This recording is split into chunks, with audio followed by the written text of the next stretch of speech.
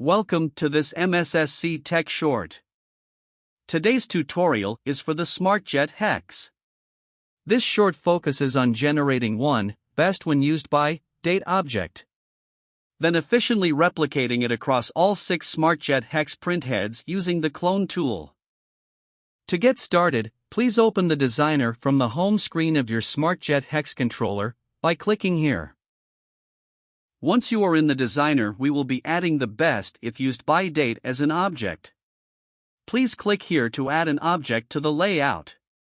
Now from the Objects menu, select Database. After selecting Database, click anywhere in your layout to place this object and open the Database Parameters menu.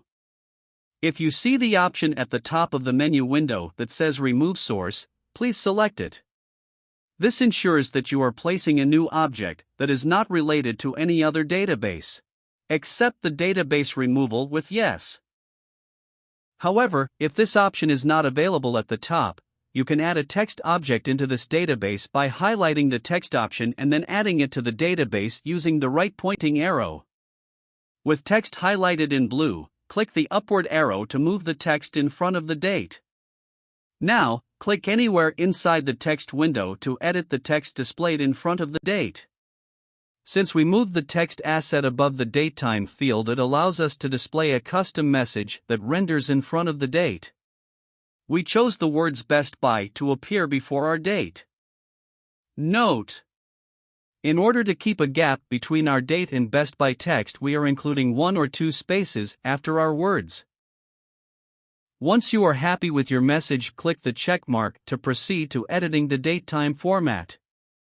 Click the text, Datetime, at the right so that it is highlighted in blue. From the new pop-up window, click the menu drop-down arrow and navigate to your preferred date format. However, if the format you prefer is not listed, a custom format can be generated by clicking the green plus button. Please use upper and lowercase text to achieve your desired format.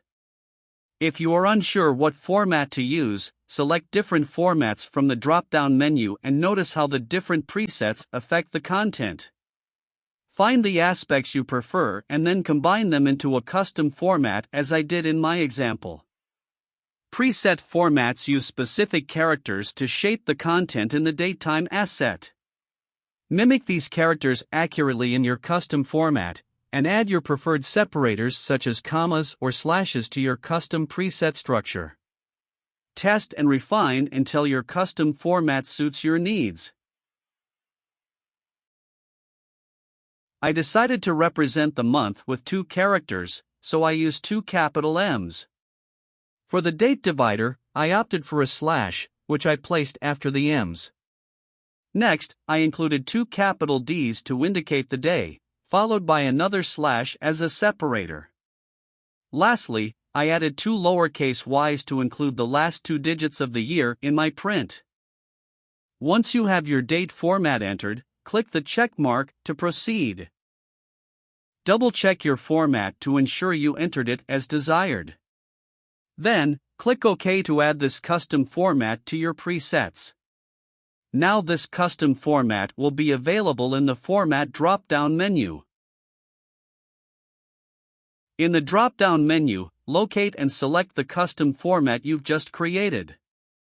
Keep in mind that although we are demonstrating the process of creating a custom format, you can still use any existing presets in the Format drop-down menu.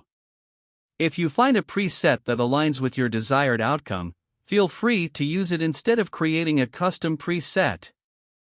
Considering that this date signifies a best if used by date, you have the option to input an expiration date relative to the current day. Simply enter a number into the expiry date field.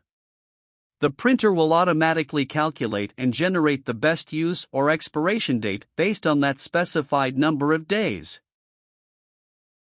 Once you're satisfied with either the new preset you've created or an existing preset chosen from the drop-down menu, click OK to proceed. We will arrange the Best Buy date into the designated white space corresponding to the Pro 1 printhead. Please click on this icon to open the software's object cloning window. For our purposes, please be sure that Auto Mode is not selected. In this cloning window, we'll set the direction to vertical. Prior to this, we've determined that a 0.3-inch distance between objects works well. Since we're cloning this object to run on all 6 Pro printheads, we'll be creating 5 additional clones, resulting in a total of 6 datetime instances. And that's it. Now you know how to clone objects in your layouts. Whether you're working with 2 printheads or up to 6 printheads, the procedure remains the same. Happy printing! From MSSC.